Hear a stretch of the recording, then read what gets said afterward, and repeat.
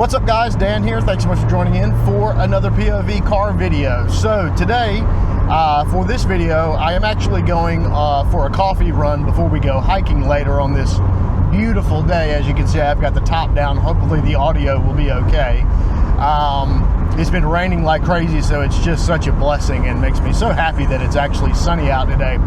But I thought, while I was running out to go grab some coffee before we do that, I thought it'd be a good opportunity to do a POV and talk about something that I had on my mind that hopefully may help some people. And that's, I just want to discuss, if you've been driving your whole life and you finally decided you don't want to use cars just as a utensil, as most people do, and you're finally wanting to kind of get some time in a seat to like learn how to drive properly, spiritedly, for fun and for the thrill of driving, and just hone in some skills so you can actually go do autocross or track days or whatever you want to do. So either you're a new driver that already has interest in driving for fun, for spirit, you know, for the enjoyment of it and getting everything out of whatever particular car you're driving. Or again, if you've always used cars as a appliance and you finally want to have some fun driving and you want to learn what is the best type of vehicle to learn how to drive in. And I'm specifically going to be talking about front wheel drive versus rear wheel drive. What should you go look for in your purchase for a car to learn how to drive? Now, there are lots and lots and lots of good cars that are first-time drivers for people that want to drive spiritedly. But the two that ring out most to me, probably because I've had them, and I think they're the best of the best. For front wheel drive, I would say, actually I'm going to go straight here. For front wheel drive, I would say a Fiesta ST is going to be one of the best all-around cars you can really learn how to drive on. And then for rear wheel drive, obviously it's going to be an MX-5 Miata or something like that, like this Fiat Spider I have here.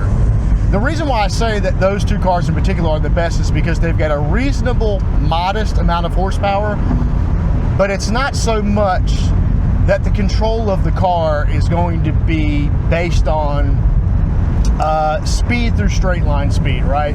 Both of these cars, whether you're talking about something like the Miata or something like this or the Fiesta ST, you're talking about momentum cars that have enough power, but you really are going to have to concentrate on other skills other than raw power to keep the car in momentum.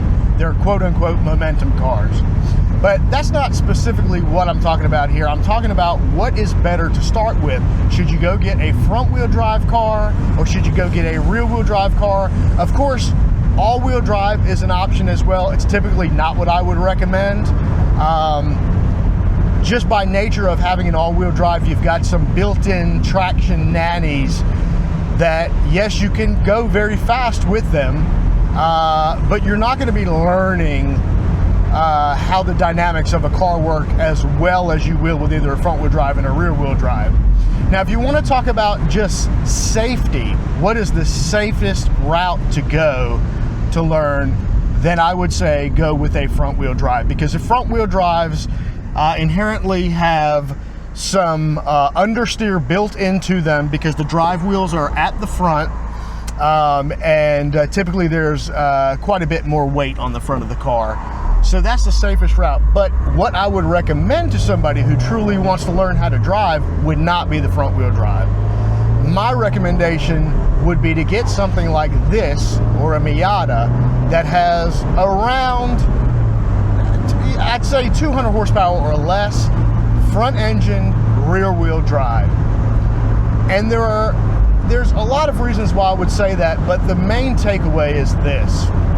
When you're learning the dynamics of a car, it's understanding what your physical inputs on the steering wheel and your physical inputs on your throttle and your brake are doing to the dynamics of the car as you're going along. And in a front wheel drive, you can learn that as well, but they're not separate. The inputs are not separate. And what I mean by that is, in a front wheel drive, your front wheels, the front tires, are doing two things. It's controlling the forward movement of the car, the getting the car going. At the same time, it's controlling the steering of the car. So as you're trying to learn those inputs and hone in your skills, you're getting a blending of those two things together. If you drive something like this that is rear wheel drive, the front wheels are only doing the steering, meaning the physical inputs that you're inputting by holding your steering wheel and making the turns and whatever you're doing, those are a direct correlation to what the front end steering is doing without any interruption from those tires having to have traction or whatever to move the car along. Likewise, in a rear wheel drive, the rear tires, which are a direct correlation to your throttle, they are only getting the car up to speed, and that's just rear traction that you're having to worry about, which is directly correlated in how much throttle you use. So the fact that they're separate means that you can learn those skills individually from each other. And in my opinion, and based on all the many cars and the 25 plus years I've been driving spiritedly, my opinion is it's not as safe. It can be a little more sketchy at times, but if you're just looking to hone in your skills and get the most out of a vehicle, you're going to want to get a rear wheel drive because those inputs will be separate. So yeah, if you're really trying to hone in separate skills and understand what your throttle input does, then you want to just have a direct connection of the throttle moving the car and what the throttle does to the dynamics of the car without the steering inputs or the steering in general of the front wheels intervening, and vice versa. And that is why you definitely want to just have those separate. And I think if you can practice those skills separately, then you can combine them together and you end up with a really good scenario for being able to drive quickly with modest horsepower. And on just kind of another note here at the end, if you're not skilled, don't go buy the highest horsepower car you possibly can. That's not going to prove to help you out at all, especially if you're going to go with a rear wheel drive. If you're going to go with a front wheel drive, you can go higher horsepower. It's not going to make that big of a deal, especially more modern cars, because they've really got the suspension dialed in where you don't get as much torque steer and stuff like that, yet you've still got that understeer built in for safety. But if you're really wanting to learn, I recommend getting some kind of momentum car like this, or a Fiesta ST, or maybe even a Focus ST, Honda Civic Si, something like that.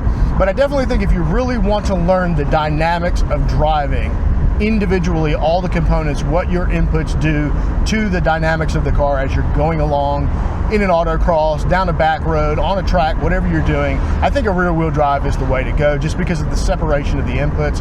But look, I'm not a professional driver, so take this all with a grain of salt. Let me know what you guys think in the comments below. If you have any tips and tricks, please add them as well, because the more the merrier. I'm not a professional race car driver. I've just been driving a long time spiritedly, and that's just kind of what I've picked up along the way. If you like this video, please remember to click the like button, guys. If you want to see more stuff like this, just let me know, and I certainly will do it. But that's going to be it for this one, guys. Thanks so much. We'll talk to you in the next video.